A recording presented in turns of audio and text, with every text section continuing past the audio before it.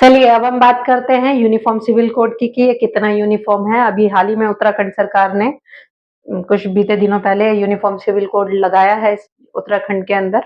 ठीक है, तो देखिए उसके क्या ऑब्जेक्टिव है। उस सबसे पहले जान लेते हैं कि क्या ये यूनिफॉर्म सिविल कोड नाम की जो चीज है हमारे संविधान में मौजूद है। तो बिल्कुल मौजूद है। डीपीएसपी का आर्टिकल 44, डीपीएसपी का आर्टिकल 44 कहता है, आर्टिकल 44 यूनिफॉर्म सिविल कोड की बात करता है। ठीक है, यूसीसी। अब इसका मतलब क्या होता है, इसका मतलब समझिए, समान नागरिक संहिता।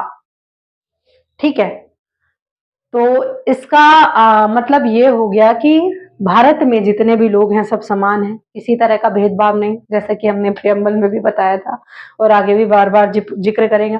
जितने भी लोग हैं सबके लिए एक जैसा कानून लागू होगा और स्टेट को ये परमिशन होगी कि वो अपने पर्टिकुलर स्टेट में यूनिफॉर्म सिविल कोड लेके आ सकते हैं।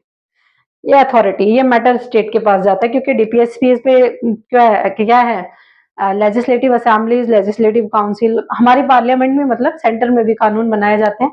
ठीक है, तो दोनों में से कानून बना सकते हैं। तो हाल ही में उत्तराखंड सरकार, यूके गवर्नमेंट ने पहली ऐसी सरकार बनी। याद रखना गोवा में पहले से था। अगर कोई पूछता है कि पहला स्टेट कौन सा है तो गोवा है, अगर ऑप्शन में गोवा भी है तो। अगर ऑप्शन में गोवा नहीं है तो उत्तराखंड। पहले से यूनिफॉर्म सिविल कोड गोवा में है। ठीक है, तो यूके गवर्नमेंट जो है वो लेके आए, हम सबको इक्वल करेंगे। अब ये कितना इक्वल है देखिए। जो थीम है हमारे यूसीसी की वो ये है कि किसी तरह का डिस्क्रिमिनेशन नहीं होगा, किसी मतलब जेंडर के हिसाब से, या जो क्राइम है उसमें किसी को कम सजा किसी को ज्यादा सजा और ये सब चीजें। इसको यूनिफॉर्म सिविल कोड बोलते हैं, मतलब कि एक जैसा कानून होगा सभी लोगों के लिए।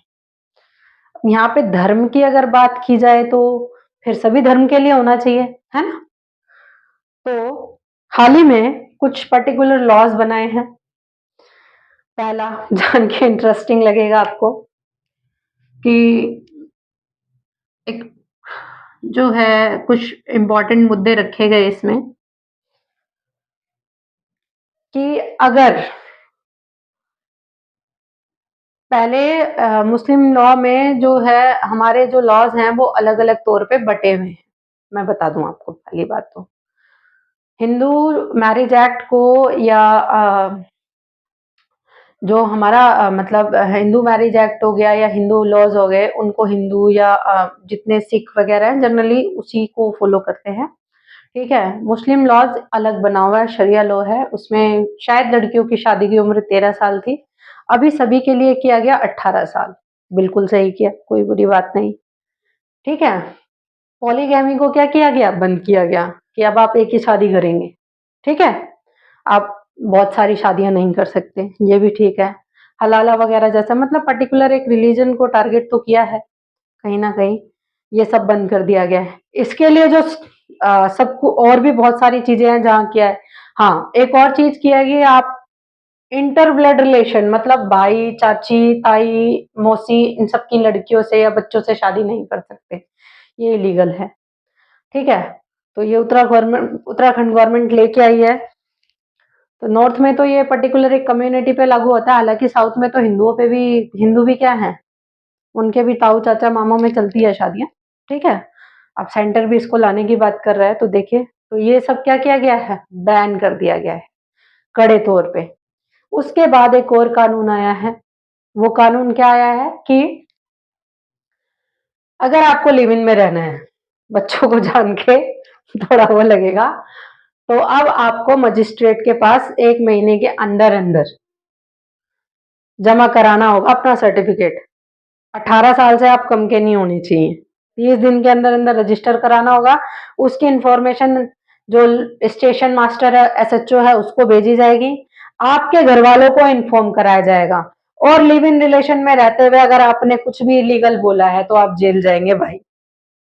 तो ये हो गया दूसरा कानून। ठीक है, मतलब ऑर्थोडॉक्स वैल्यू को बता रहा है ये कहीं ना कहीं पे। ठीक है, आजकल के बच्चे तो इससे सेटिस्फाई बिल्कुल नहीं होंगे, ठीक है? मुझे तो बिल्कुल खराब नहीं लगा, ठीक है? मुझे तो कोई प्रॉब्लम नहीं है, अच्छा लगा, ठीक है? और हो सकता है आप लोग क्या सोचते हैं आपके टाइम पे, वो आप लोगों को देखना है, आई एम मैरिड, ठीक है? तो ये चीज़ हो गई, तो उसमें अब लिव इन रिलेशनशिप जो है वो बिना इन्फॉर्मेशन के इल्लीगल है। आपको सब कुछ कराना, फैमिली का इन्वॉल्वमेंट होगा उसमें, है ना? सारी चीज़ें होंगी उसमें। तो अब तो शायद बच्चे ये स्टेप ना ही उठाए, तो कहीं न कहीं बच्चों की प्राइवेसी को थोड़ा-सा भंग करेगा, कोई बुराई भी नहीं है। आप लोग पढ़ने ला जाते हैं, पढ़ाई कीजिए, ठीक है? अब मतलब उसको कंसिडर किया जाएगा जैसे बिल्कुल मैरिटल अफेयर्स हैं उसकी तरह। अब मैरिज क्या है, उसका रजिस्ट्रेशन कराना कंपल्सरी कर दिया ताकि फ्रॉड करके कई बार लोग है ना, दूसरी शादी कर लेते थे, कुछ कर लेते थे, तो शादी के 30 दिन के अंदर-अंदर आपको क्या है, शादी जो है रजिस्टर करानी पड़ेगी। तो कुछ जो चीज़ें हैं वो इस एक्ट के अंदर यूनिफ़ॉर्म सिविल कोड के नाम पर जो है लाई गई हैं। बाकी सबके लिए समान नागरिक, समान कानून संहिता सारी चीज़ें जो है वो है। हाँ, इसमें एक और चीज़ की गई है कि जो पर्टिकुलर कुछ ट्राइबल्स कम्युनिटी है उत्तराखंड की, उनको इससे क्या किया गया है, बाहर रखा गया है कि ये जो यूनिफ़ॉर्म सिविल कोड है ये उन पर लागू नहीं होगा। तो चलते हैं, आपको आशा करती हूँ ये क्लास समझ आई हो। इस वीडियो को 1-2 बार देख लेना ध्यान से। तो कुछ ज़्यादा ख़ास है नहीं, बस प्यार-प्यार से सुनने वाला और समझने वाला है, ठीक है? कुछ इम्पोर्टेंट बातें हैं इसमें जो कही गई हैं, ठीक है? Thank you.